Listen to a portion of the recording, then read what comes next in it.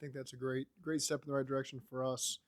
He'll be limited. We're not going to throw him out there in the team mixes, but just to get him back in the walkthroughs, get him back in the individual with Frank. That's the starting process for this week, and then we'll continue to grow from there. But good to get him back in the mix.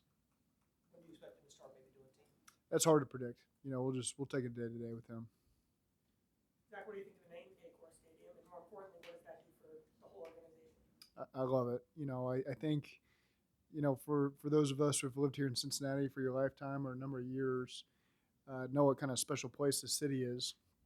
So I think to find, someone to come into the mix like Paycor that's homegrown here in Cincinnati reflects what makes this place so special. So, that's a relationship that's going to allow us to compete at the highest levels of the NFL for years to come. And so I think it's really cool. I mean, I've lived here for 4 years now, and I know people who work for Paycor, coincidentally. So it's one of those neat deals that when you hear it happens, it's a perfect marriage, and I think it's a great name.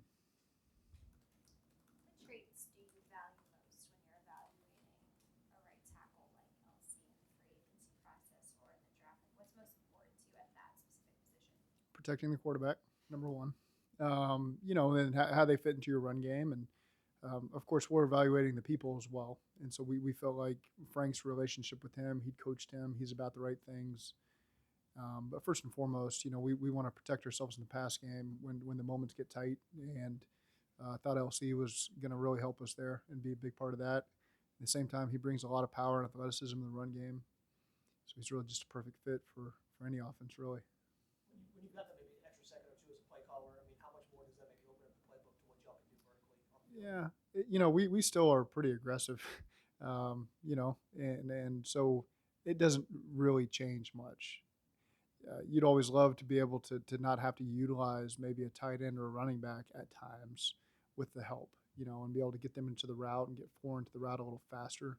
But we play a lot of great pass rushers in this league, and sometimes regardless of who's playing tackle for you, you still want to lend that extra presence there. So to say that it really changes much about how we're going to go about calling things, I can't say that's totally going to affect how we do that. During one-on-one pass rush drills in particular, I mean, LC volunteered his opinions to guys, and he was very hands-on, trying to help some guys. He didn't have to do that. Yeah. Show you that he's totally engaged. He's been totally engaged. I think in the springtime when he was taking reps with us, I thought it was outstanding. He was totally locked in, total pro. Even in those reps, we're not going full speed. The attention to detail, the technique, the hand placement, I was really impressed, and expect to see that again now that he's getting out there and starting to work his way back in. How are you feeling about offensive line depth behind the first five, and particularly Cordell Olson came in? I think that's really just getting started. So they're going to need these next 3 weeks. We're going to utilize them, to really evaluate that group because there's Cordell, first year, several second year guys, and some other guys that have been brought into the mix. And so I think these games matter a lot. You're playing against the same defense over and over. They hear your calls. You're running the same schemes. It's ready to try out a new opponent. And so this will be a great evaluation tool on Friday night to be able to evaluate those guys. Cordell's going to get plenty of opportunities here in the preseason. Nothing's solidified over there at that left guard spot. I think Jackson has continued to make good progress. I think Cordell has shown us why we picked him and why we're excited about him. But there's still ways to go for several of those guys. So excited to see what they can do on Friday night and beyond. So too early to be comfortable. Absolutely, yeah, too early to be comfortable. That's an area where we got to continue to take steps. And again, I think that these next 3 weeks will be invaluable for those young offensive linemen. As you mentioned, there are some position battles and starting jobs up for grabs. But for the guys that are entrenched in their spots, do you anticipate any of them playing on Friday? How are you splitting play calling up this preseason? Are you doing Lou calling, or are you giving other people a chance? Yeah, I think there will be some opportunities there, to get Brian involved. Lou will do the same on defense. I won't get into the specifics of when or how, but I think now is the time to do that. It's fun for me. I call plays. I need it for myself, especially this first game to get back in the rhythm. So, but again, as each game goes, we'll take opportunities to try to do what we think is the right thing to do. Zach, how much of preseason do you spend experimenting, and how much do you spend on trying to nail down what you, especially as a coaching staff, want to get done? It's really about getting the proper evaluation for our guys so we have the best roster moving forward. So in these preseason games, we want to experience success, but we also want to put these guys in positions where we can really see what we have. So practice is a great tool to do that. I think the games are really good as well for the reasons I mentioned earlier. You're playing against a different defense that hasn't seen everything you're doing all training camp. You get an opportunity to see these guys under the bright lights, who steps up and who doesn't. We don't do a ton of tackling as a team. Right now, we do tackling drills. We do a lot of thud. We do minimal tackling in practice. So it's good, for the defenders to get out there and have a chance to take people to the ground and seeing who put their face on people. And that's a great evaluation tool in special teams and on defense. So so what are we trying to achieve? We're trying to put the guys in the best positions to be able to get a great evaluation of them. Just real quick to clarify, so no starters are playing against. I'm not going to define every starter, but you're going to see a large group of the guys who've played significantly for us that will not play in the game.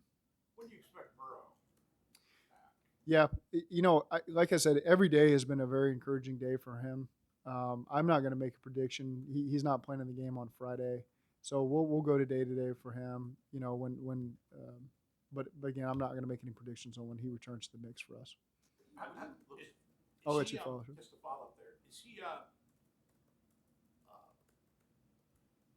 he going to come in behind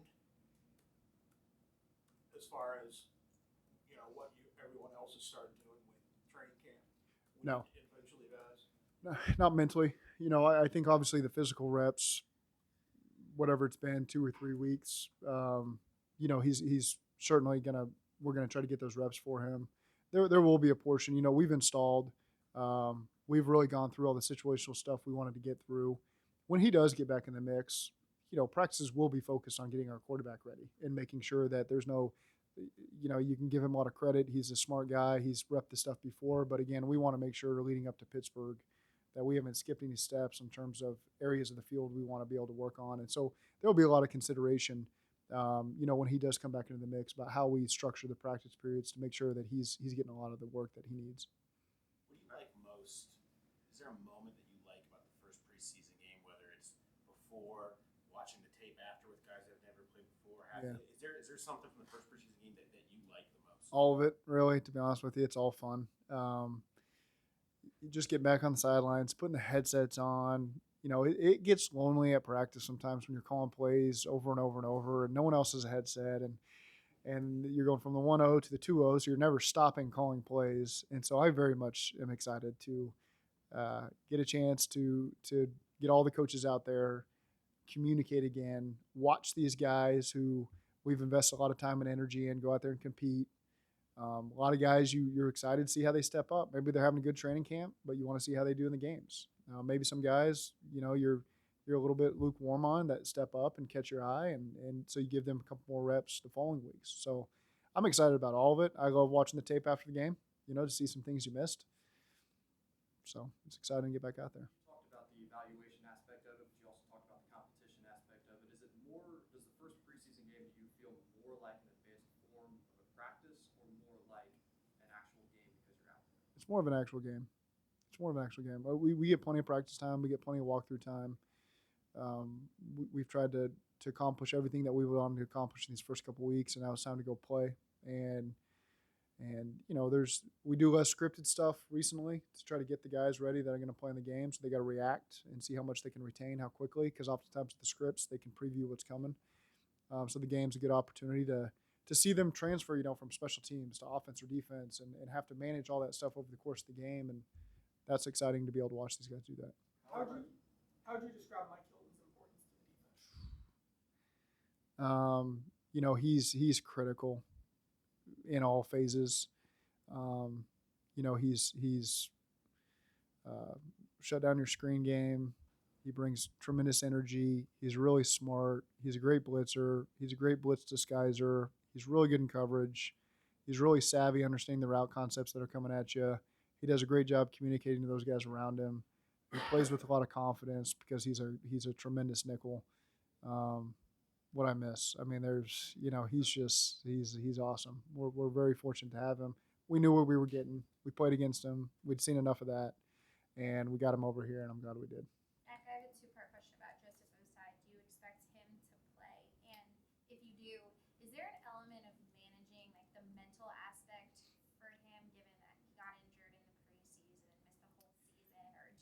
feel Yeah. like he's over it and Yeah, some guys, yes. With him, no. We have to manage him on our end. Um, he won't play as much as maybe some of the younger guys do. He's going to need a lot of work over the course of this preseason just because he hasn't played ball in a long time. But we've been encouraged by what we've seen out there at practice. We get a chance to manage him in practice. We'll manage him during the game. Um, but again, he's a guy that we're certainly counting on, and so we'll manage him the right way over the course of these 3 preseason games. Do you preseason games really the only way to evaluate young return candidates, punt return, kick return candidates? No, I think Darren, trust me, he charts it all. We got a good sense for that, but to see the guys in those moments, we don't live tackle those guys in practice. So, yeah, there's an element there that you do need to see in a game. So again, Darren will have his process where he rotates those guys through there, and sometimes it's hard. Sometimes you just don't get an opportunity, and we kind of went through the same thing last year. In some games you just don't get those opportunities. The ball's kicked out of bounds, or you got a fair catch, and you just don't get any returns, and that's just the nature of how it goes. But we'll do our best to form an evaluation of those guys. When you've got new starters on the right side of the line, like you do, and that haven't been able to play together throughout camp, what's Yep. the biggest challenge in kind of building that synergy that you're wanting before week one? Yeah, but I think the benefit of it is those guys have all played so much football that they do a good job communicating. Um, in the meeting rooms, in the walkthroughs, at practice, they talk through it extensively. It's not just when the play ends, we're done. That conversation carries on. That's why it's so critical that we got those guys in here because they're pros, and so we'd like them to get as many reps together as they possibly can. To work through some of the kinks of the communication, the technique of when to come off, combos together. And so there's some stuff that we're going to need those guys to do. But now we're starting to get in a good phase. Now where LC's back in the mix, and Alex has been doing it, and he's getting more and more reps every day that passes. So I feel good that we're going to have plenty of time. We got 31, 32 days till our first game. So I feel good that they're going to get the work they need. Do you think they need work in a game? Do you think they need work in a game, or would you be comfortable if they just had a bunch of practice? I'm pretty comfortable if we can get them as much practice work as possible. Cal, Clark, Kevin, and Drew, are they going to alternate on Friday? Is that the plan? They'll all play. Yep. How big a deal is it for all the rookies, not just the draft picks, but the rookie free agents? How big of a deal is Friday for them? Because you're getting to see them in their first NFL action. Yeah, I don't really look at them differently than the draft picks. It's just guys that are all here on the roster, and they have all earned their opportunities that they're going to get on Friday. So excited to see them all. There's a strong history here of Duke and his crew doing a great job of bringing in undrafted free agents that can come in here and compete for roster spots, or initially make the practice squad and then be here years later. Stanley Morgan's a great example of that. Alex Akerson. I mean, the list goes on and on. Trey Hopkins. There's so many guys here who have an impact on what's happened well before I ever came here.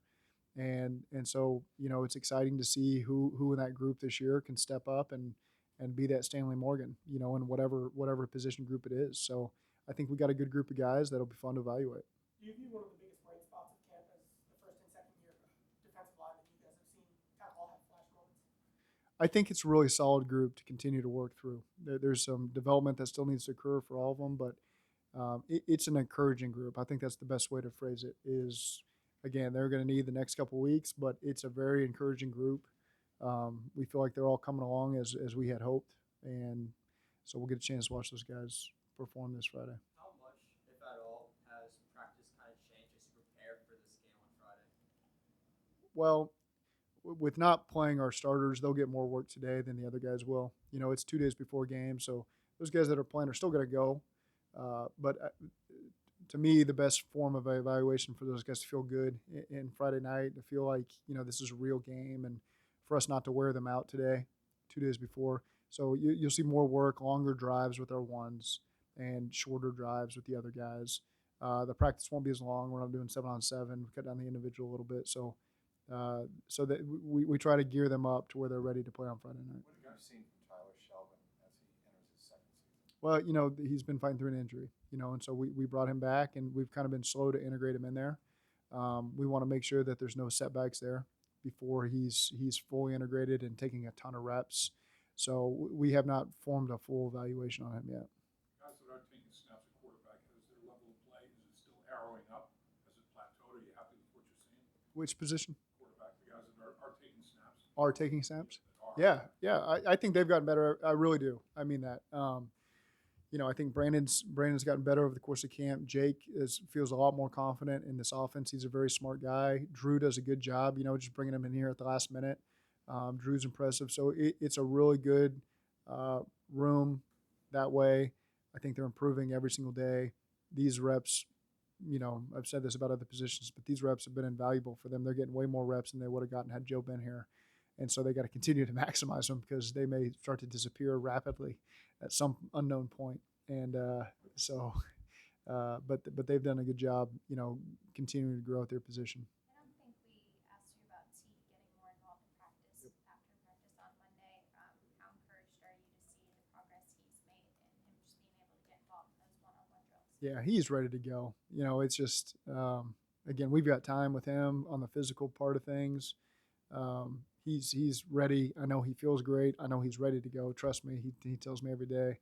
But it's good to slowly integrate him in there. So, he's been doing the one-on-ones. He'll do 7-on-7s going forward. We're not doing that today, so that gives him a couple more days to get ready, and then from there you put him in the team stuff. But I think that he feels really good, and he's really attacked that rehab the right way, and looks really good. Looks really good. Have you all any talk with the Bates camp recently? That's upstairs. Well, Shelton will Shelton or Kareem play Friday? Shelton or Kareem, will they play Friday? Kareem will not. No.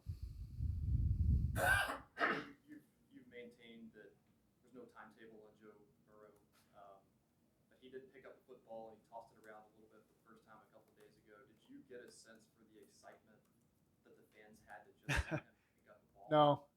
No, I didn't. Truthfully, that's something I missed. So, I see him throw in some of our other stuff. This may be closed. But it's probably similar to what they saw, just kind of tossing the ball around. Nothing. I'm not breaking news here that it's some full scale workout, but I heard after the fact, from people I knew that had come to practice that they saw him do it. So that's great. Everything's great. That left guard battle still ongoing. Do you anticipate Jackson getting some snaps Friday night? I do. Yeah. Jackson still played a lot for us last year, but I think it's good for him to continue to get that work. And I know he'll attack it the right way, and so it'll be good to see him perform on Friday. From a confidence perspective, what's the ultimate goal for Friday night with these young guys? There's going to be a lot of excitement for them, and you should feel that nervous energy, that excitement, however you want to phrase it. Get a chance to get that out of your system, and then just realize it's ball. That you felt it your first JV game, you felt it your first varsity game, you felt it your first college game, you feel it your first NFL preseason game, and just like any other, the second play of the game, that's gone. And so it's good to get that out of them, and then see who really steps up, and over the course of the game can be consistent. They're going to make mistakes. That's fine.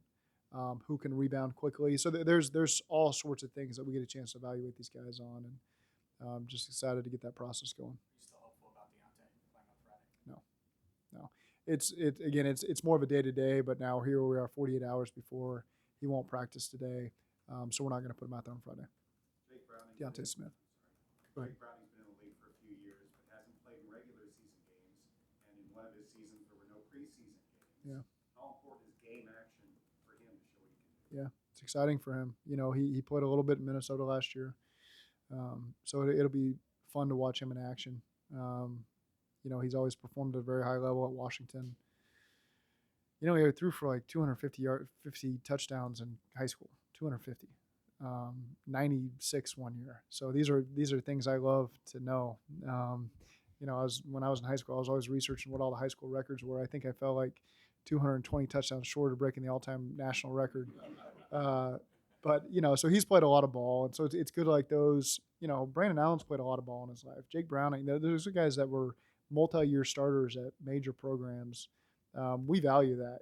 It's because there's experience that you can draw from that, and so it's exciting to see them get into games and operate because they've got a lot of experience operating and getting a group to be cohesive. And those two guys aren't the most physically imposing, challenging guys, but I love the nuances of their games, and They understand the different types of balls you got to throw, different types of receivers and different plays, and how to manage the offense. And so it's always really fun for me to see guys like that operate in the preseason and see where all that experience, comes into play for them. And so we'll see on Friday night. How will that break Hayden down? Hurst play? Hayden will not play. No. Brandon, the initial thought is Brandon will play the first half and Jake will play the second half. That's always fluid. Always fluid. Every year I've ever been involved with quarterbacks there, but that's the initial plan. When do you usually get into the whole halftime adjustment? Is that the second preseason game, third? I mean, since you now only have 3 of these. Yeah. Yeah, it's different because sometimes you're just changing personnel, so you don't want to change a bunch of the things that they prepared for to get ready for the game.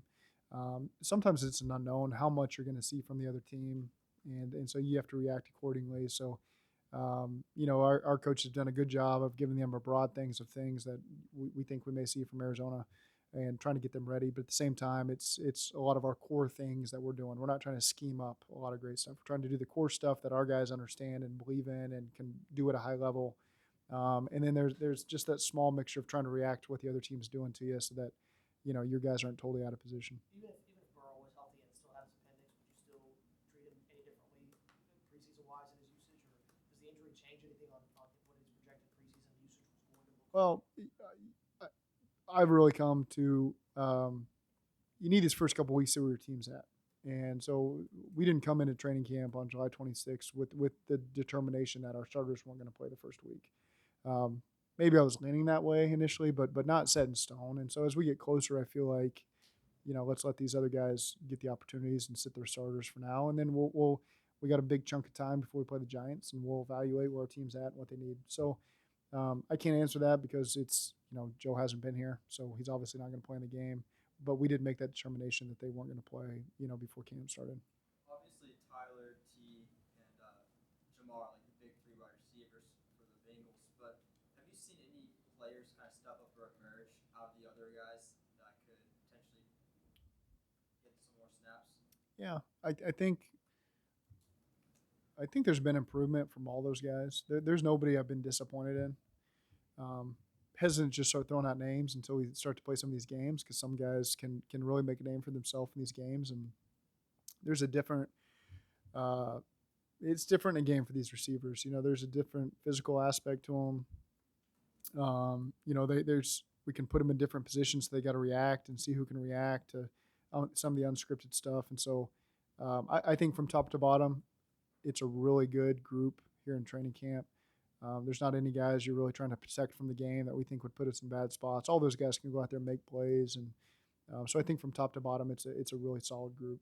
What does it mean to have guys out of practice like Ocho Cinco, Pac-Man, Willie Anderson? Yeah. The list could go on. What does it mean to see guys like that out there? It's fun. It's really fun for all of us, just because you can feel the excitement from a lot of the alums here towards this team. It's a fun team to be around. We have a lot of fun alums that are fun to be around, and so I love seeing those guys back in the mix. A lot of them are doing great things, and they're in the spotlight doing a lot of media stuff. And so I think anytime those guys come around, it's a lot of fun, and you try to do your best to get the players to appreciate that, because there will be a time 20 years, 30 years from now where they're around, and the respect that you deserve, you want to be shown to you. And so, we spend a lot of time. That's why when Willie was here, I wanted Willie to be around and people understand how great this player was. And so it's fun to get those guys back in the mix, and the more the merrier. As many guys as want to come out and be a part of it, we welcome all those guys. Did you have any interaction with Chad at all? I miss Chad when he came. Chad and I will text and call back and forth. I usually see him when he's in town. But I missed him that day for whatever reason. There's a large percentage chance it's a dumb question, but I'm asking anyways. Does it matter, like, if a lot of guys, if you're able to say, like, you have guys who used to play who have big brands once they got out of here, is that a potential sell to y'all in free agency, being the market that y'all are at? Does that play into the equation at all to say, even if you come play here, even though it's a smaller market, you can still kind of build your personal brand of whatever you want it to be once you're done? In free agency? Yeah, is that a sell to free agent? That would be outside of me, because I don't get to talk to these guys, before they sign on the dotted line. So I think what people see from playing here is our guys work their tails off and they have a lot of fun doing it. And so we're not going to squelch people's personalities, especially when they're putting in the work. That's to me, it's when guys know when to show up and put their head down and get it done.